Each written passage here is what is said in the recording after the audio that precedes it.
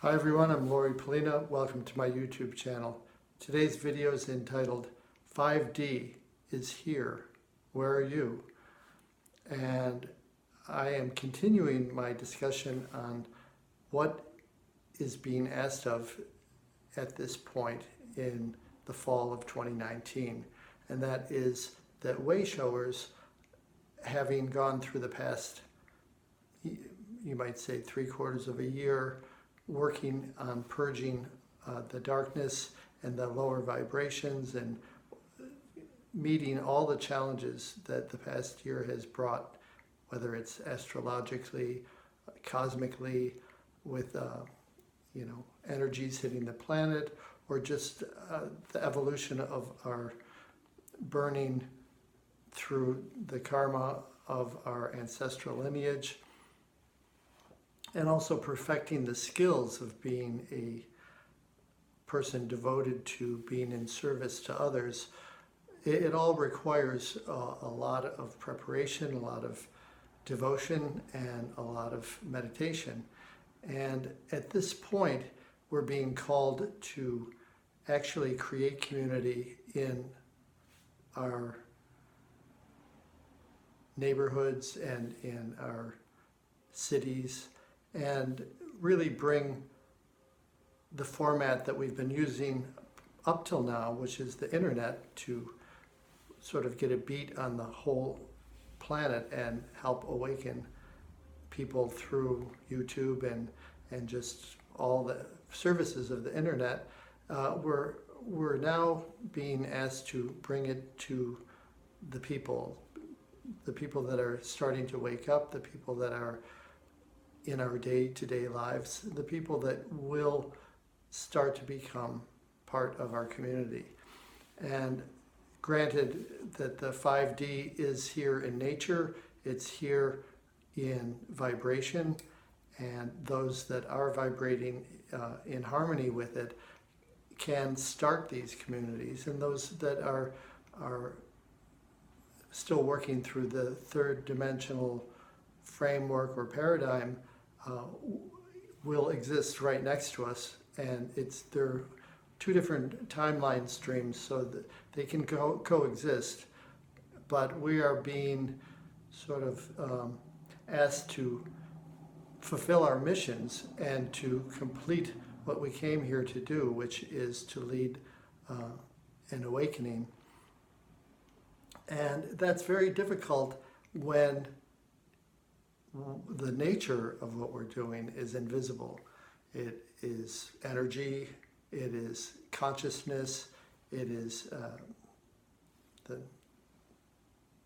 manifestation of love. And these things aren't so straightforward. They're not so detectable by the mind like the third dimension is, which caters to the mind. But this is more, you might say, under the surface. And it takes things like certainty and faith and just knowing in your heart what is real and what is true and what is possible, and being able to mirror that for others and be a leader.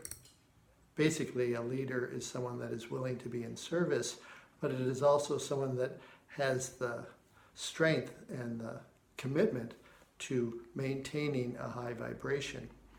And this is not just a given, it is actually a choice. So when we wake up in the morning, it's where are we going to start creating our reality? Is it from,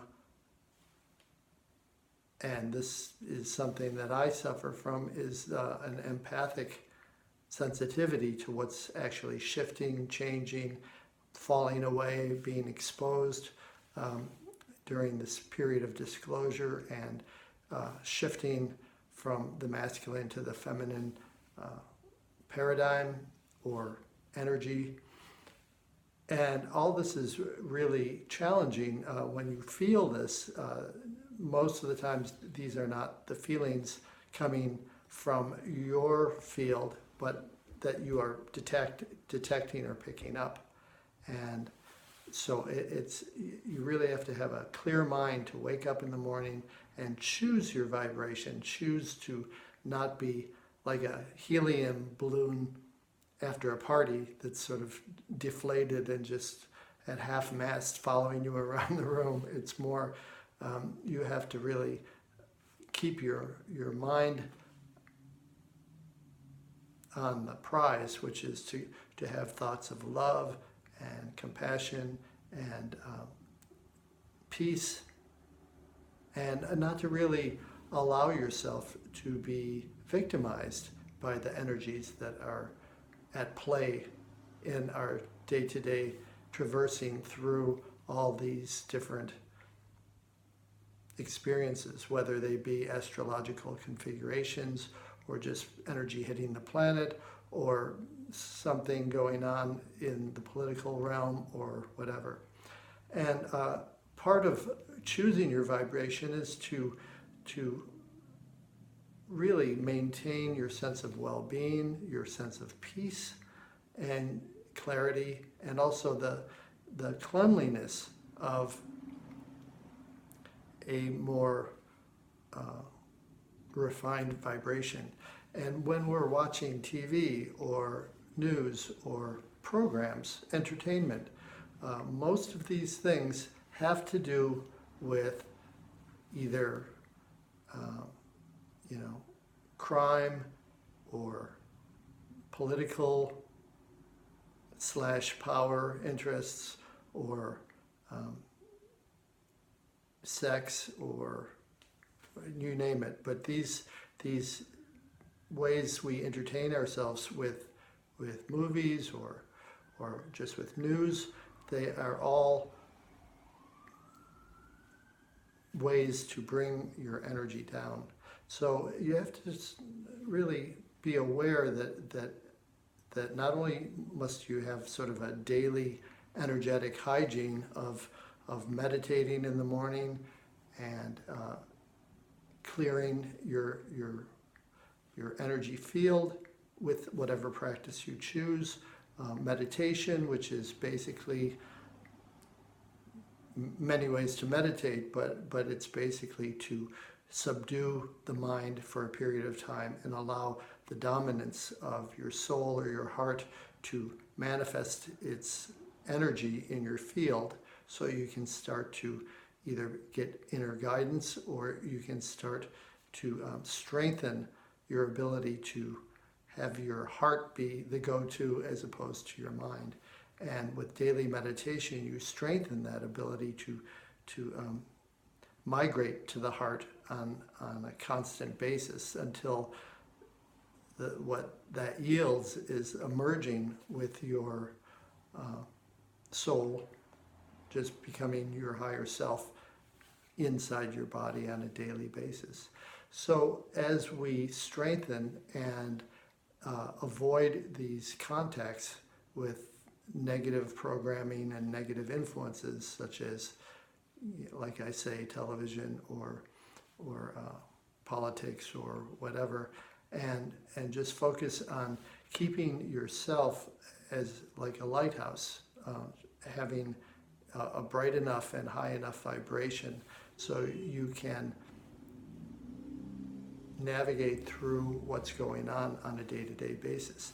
And we all have challenges, making livings, moving forward, coming up with ideas, moving in a way where a lot of times there's no indication of what to do, how to get through the challenges of creating a new paradigm in the face of the old paradigm. And sometimes that means to just trust and move in new circles and just choose new experiences to have, things that aren't in your regular field of activity, in hopes to make connections and start community. A lot of times that can happen in ways such as going to meditation groups. I go to one in the mornings on Thursday, and I've met a lot of great people there. Practice a mindfulness type of meditation, which is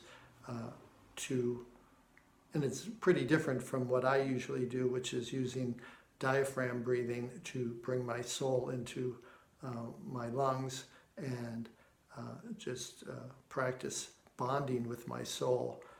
What I do is to the count of 8 breathing in deeply and the 8 seconds exhaling deeply. And as I do that, I just declare my love for my higher self. So it's I love you, I love you, I love you to your higher self. And on the exhale, the same thing. And after months of doing that, you wind up really forming a bond and a connection with your higher self. And when you have that in place, you can make very smart choices, such as to always ask for help, always ask for either your guides or your higher self to give you an indication of how to move forward, or to show you the way, or give you a sign or an intuition. And when we ask this trusted guidance, it's a way to really use your heart more than your mind. And so making choices to elevate your frequency and keep on the straight and narrow with a practice of meditation. And when I go to these meetings of mindfulness practice, it is a way also to meditate, which is really quieting the mind until the heart asserts itself or becomes a field of consciousness instead of the thoughts comprised in the field of consciousness.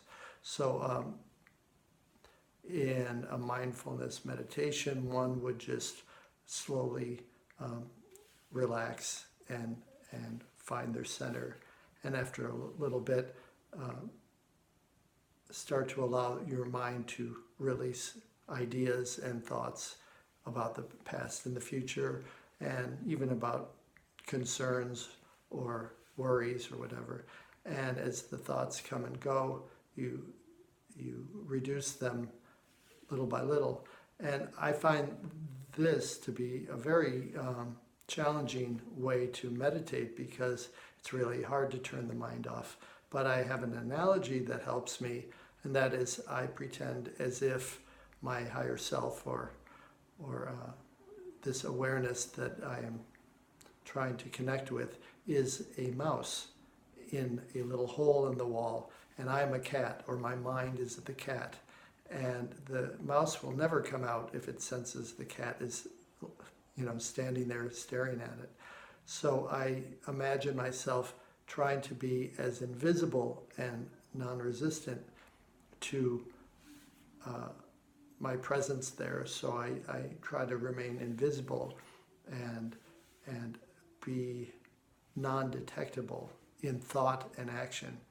And when I get to a certain point of stealthness and quietude and invisibleness, then it allows the mouse to feel safe enough to come out.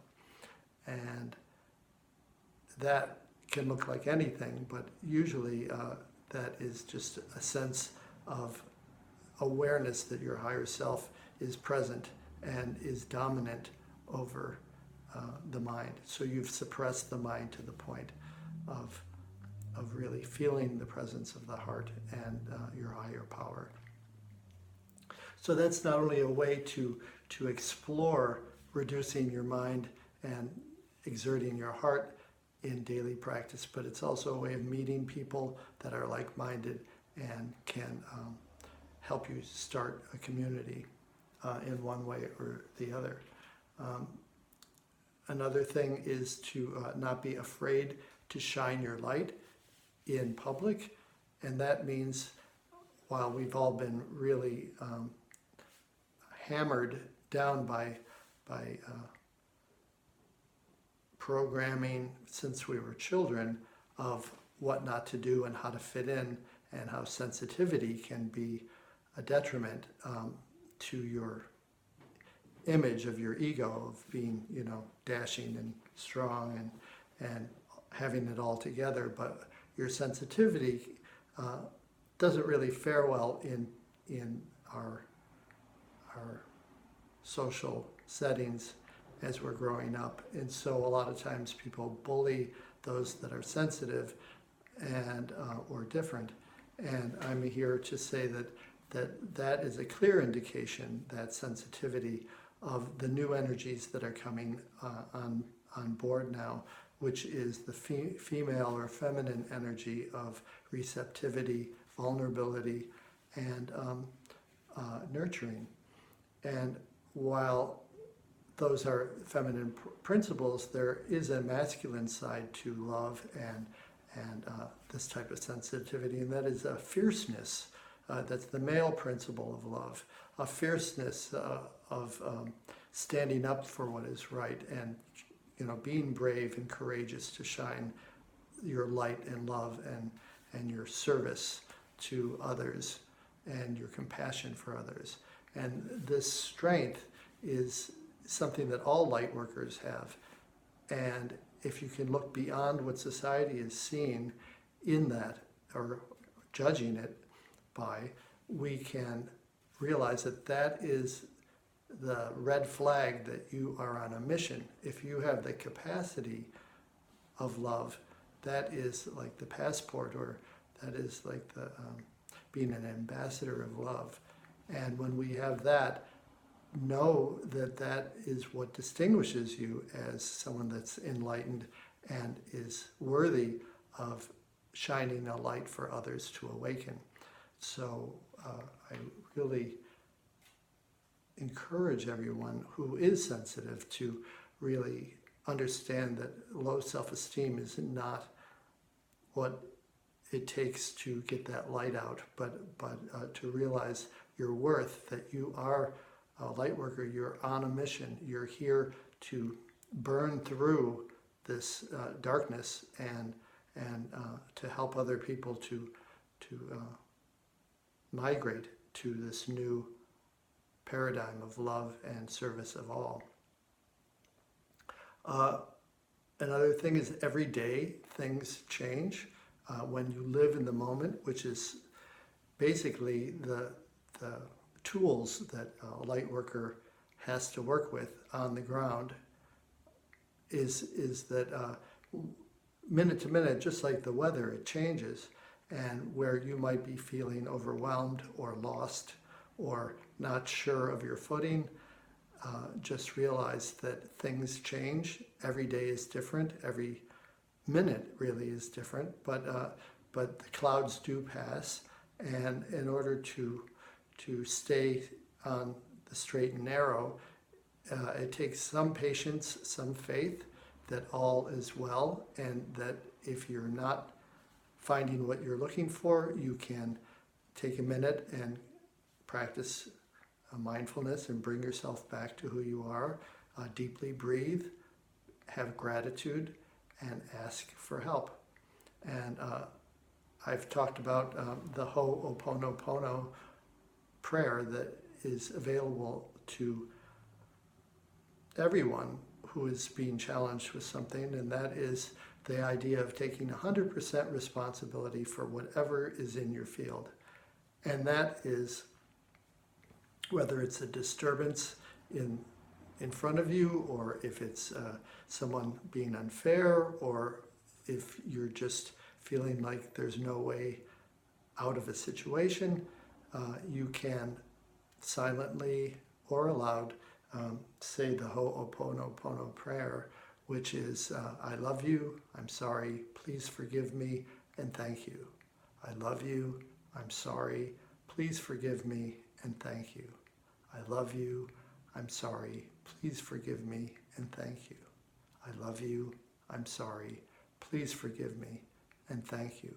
And you can say this for a half hour, 20 minutes, 10 minutes, whatever you like, but by repeating that, it allows us to really burn away the misconceptions that cause these reflections in our field of disturbances in the frequency. caused by whatever, usually by programming, but sometimes just by not being able to read a situation and understand what the benefit of it is. This is something also I'd like to talk about, is that everything that happens to us, everything, is a test. We are being sort of monitored by either our higher selves or councils or angels or whomever is assisting us, guides and teachers, whoever is trying to help us to achieve our goal of becoming a master of our energetic field, our sovereignty, and our God self, is always testing us. How are we going to react? What do we choose to use to get through a situation? What do we realize about what we're doing to perhaps get stuck or exacerbate a problem? And we're always being monitored to see how we react and how we choose in our lives, how we choose to mature our will and our wisdom to eventually move into a co-creator stance or co-creator position with the prime creator, which is where you're in an interdependent relationship where your heart and your soul are aligned to the prime creative energy, which is love and compassion. And so we are, our souls are sparks of the original creator, sent on a mission to become independent and then to make a final choice to move towards being this compassionate and this loving just by our will and our nature, and succumbing to our nature of love and compassion, and then to be a representative of the prime creator with free will. And so this is how we cultivate this this position. Again, taking time to create our day, create our desires of what fulfills our heart by intention in prayer, as opposed to worrying about something. So rather than worrying about something, just in your meditation with gratitude, ask that you be shown a way to manifest whatever it is that your heart desires. And because we are creators and co-creators, the idea of doubt is actually not the lack of faith, but it is actually a choice. So we choose to believe in something and manifest it, or we choose to not manifest it and just say we don't believe in it, we don't believe it can be. And when we use doubt, that means that we are not wanting this thing on some level. If you really want something, believe it with all your heart and it will manifest. I always say that a miracle is like a little sprite landing on your shoulder, and if you leave it alone, it will integrate and you will manifest your dream. But if you swat at it and kill it, that's the end of your dream. So I always say that we're more powerful than we realize, and when we have doubt, that is basically a vote of no for what you want. So realize that it is a choice. That is the ultimate choice. And just one maybe final thing is to cultivate the idea of self-love. And that is when we are going through these arduous times where things are falling down around us, people are are choosing to transition or seemingly transition, or leaving the planet, or people are falling into hard times. It's hard to keep your head up and to really help people and really shine that light. And in order to do that, just like they say on the airplane, that if you're traveling with a small child and there's a loss of cabin pressure, put the mask on yourself before helping anyone. And the idea of self-love is really important when we are being challenged with everything shifting and shaking around us, and we have to sort of hold up the frequency. And the only way you can really do that is if you notice how you feel. And if you're not feeling peaceful, take a minute and elevate your vibration to one of peace instead of worry, intention instead of worry. Just really work on getting yourself to feel good or feel better, so as to be strong enough to help others. And that means getting what you need. I always use an analogy of a tree that is a very big tree, but it doesn't have many leaves because it doesn't drink enough of the water in the forest, because it doesn't want to take from everything. But if it takes what it needs, it'll grow lots of leaves, and that will provide shade for the rest of the forest. So always nurture yourself, nurture your emotions, because self-love is about being aware of how you feel, what your emotions and feelings are. And if they're anything less than at peace and in comfort, that means that you're neglecting something that you need. And it's about slowing down, being mindful, and asking yourself, what is it that I need? Do I need a hug? Do I need rest? Do I need a day off?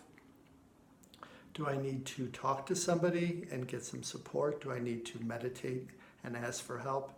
But it's for us to realize that we have to be self-sufficient if we're a leader, and if we're on a mission, we have to be self-sufficient, and that means taking care of ourselves first, and then extend yourself to others. So you don't help others at your own expense.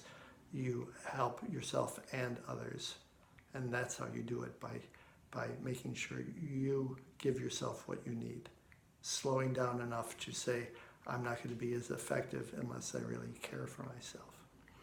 So this is all I really wanted to say today, and it is basically the idea of building out the 5D Earth. Where are you in this process? Are you still on the 3D format, or are you starting to act as a way shower and putting yourself and your light in the community around you? And are you starting to fulfill the mission, which is to go where you don't know where you're going, to move in cloudy patches and move in new directions, and allow whatever your guidance tells you to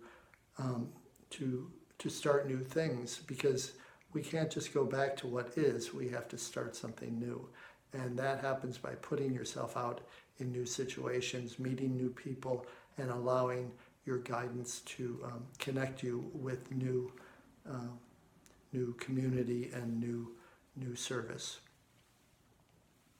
So it's a real challenge as a way shower to really stand up, move forward, and maintain your vibration and your self-care, and manifest this new paradigm right here on the ground. So I hope this has helped. I look forward to seeing you soon. I'd love to hear your comments down below, and I'd love if you would subscribe to my Lori Polina YouTube channel by pressing the bell to indicate when I post new videos, which should be once a week or a little bit more. And I have a website, soulselfawareness.com, and also my email is Lori Pollina, LORYPOLLINA, QHHT @gmail.com. And I'm a quantum healing hypnosis technician. I practice the work of Dolores Cannon for past life regression. And I have a Skype address if you'd like to get counseling online, and that is LoriPersonal_1. So I look forward to seeing you next week. Have a great week, and don't forget to shine your light.